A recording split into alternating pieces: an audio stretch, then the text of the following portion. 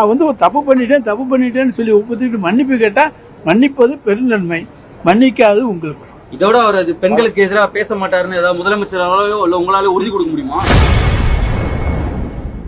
அமைச்சர் பொன்முடி பெண்களை தொடர்ந்து கொச்சைப்படுத்தி பேசி வருகிறார் என்றும் அவருக்கு ஏன் மன்னிப்பு என செய்தியாளர்கள் எழுப்பிய கேள்விக்கு அமைச்சர் ரகுபதி மழுப்பலான பதிலளித்துள்ளார்.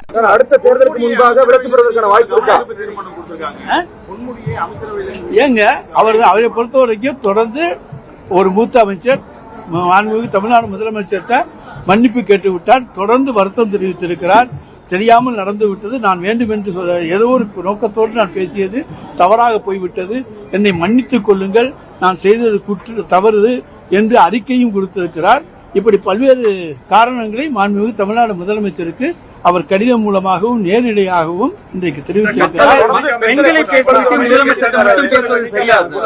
மக்கள்கிட்ட தான் மன்னிப்பு கேட்டிருக்கார். மக்களிடம் அதாவது ஒரு தவறு செய்தவன் அந்த தவறுக்கு நான் வருத்தம் தெரிவிக்கிறேன் என்று சொல்லி வருத்தம் தெரிந்து அந்த தவறு நடந்து விட்டது, இனிமேல் நடக்காது.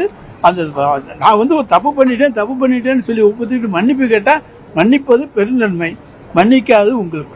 இதோட அவர் அது பெண்களுக்கு எதிராக பேச மாட்டாருன்னு ஏதாவது முதலமைச்சராலோ இல்ல உங்களால உறுதி கொடுக்க முடியுமா? முதலமைச்சர் பாத்துக்குவாரு, நானும் நீங்களும் உறுதி கேட்க முடியாது. என்ன நடந்தாலும் அவர் பேசியிருக்காரு இல்லங்க. ஒரு முறை மன்னிப்பு கடந்து ஏன் உங்களுக்கு பொன்முடி அமைச்சரா இருக்க பிடிக்கலையா? பெண்களுக்கு பிடிக்கல, பெண்களுக்கு பிடிக்கலன்னு உங்கள்ட்ட வந்து சொன்னாங்களா? அதை பத்தி இல்ல. எங்களை பொறுத்த வரைக்கும் ஒண்ணு சொல்றாங்க, மாண்புமிகு முதலமைச்சர் அவர்கள் கண்டிப்பானவர். பெண்களை பாதுகாப்பதில் அவருக்கு இருக்க அக்கறை போல வேற யாரும் நீங்க எல்லாம் எடுத்துக்க முடியாது. என்ன பெண்களுக்கு பாதுகாப்பா ஏங்க அத்தனை இதுக்கு இன்னைக்கு நாங்க போக்சோ சட்டத்தை மரண தண்டனை கொடுக்கிற அளவுக்கு அந்த சட்டத்தை கொண்டு வந்திருக்கோம். போக்சோ சட்டத்துல ஒருத்தர் ஈடுபட்டு அவர் போக்சோ குற்றவாளி என்று நிரூபிக்கப்பட்டால் மரண தண்டனை என்று சொல்லி இருக்கிற முதலமைச்சர் அதை பத்தி எங்க இதுல பொறுத்த வரைக்கும் அதை பத்தி உங்களுக்கு என்ன, எங்களுடைய முதலமைச்சர் அதை பார்த்துக் கொள்வார்.